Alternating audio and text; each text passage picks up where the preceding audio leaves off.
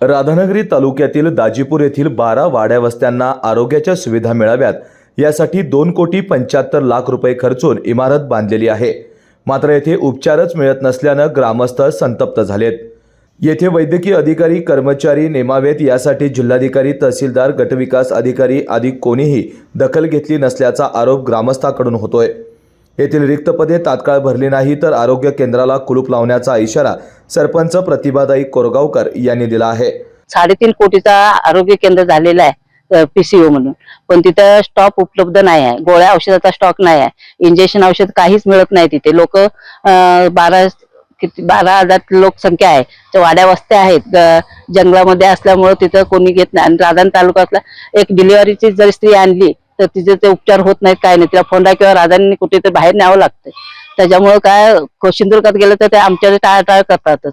आणि ते जास्तीत जास्त शासनाने आमच्याकडे लक्ष घालून आमचा स्टॉप भरून आपल्या गावात सुविधा द्याव्या, सगळ्या काही ज्या असतील आरोग्य खात्याच्या त्याप्रमाणे आमचा ताबडतोब जर स्टाफ आमच्या वलोनच्या सीपीएल भरला नाही तर आम्ही त्याला आंदोलन करून त्याला आम्ही टाळे लावून ठोकून बंद करून टाकणार।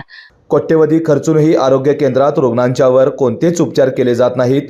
येथे येणाऱ्या रुग्णांना फक्त गोळ्या दिल्या जातात।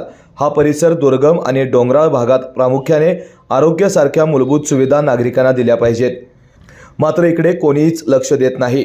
त्यामुळे सुमारे 2.25 कोटी रुपये खर्च करून उभारलेल्या इमारतीची मोठी दुरावस्था झाली आहे। या परिसरातील गरोदर माता, स्तनदा माता आणि किशोरवयीन मुली, वृद्ध, बालके यांची आरोग्याच्या सेवेसाठी मोठी हेळसांड होती आहे। येथूनच तळकोकणात आणि गोव्याला, कोल्हापूरला जाण्यासाठी राज्यमार्ग आहे। वारंवार अपघात होत असतात, मात्र अपघातातील जखमींच्यावरही कोणते उपचार केले जात नाहीत। केके न्यूजसाठी राधानगरीहून मिलिंद कांबळे।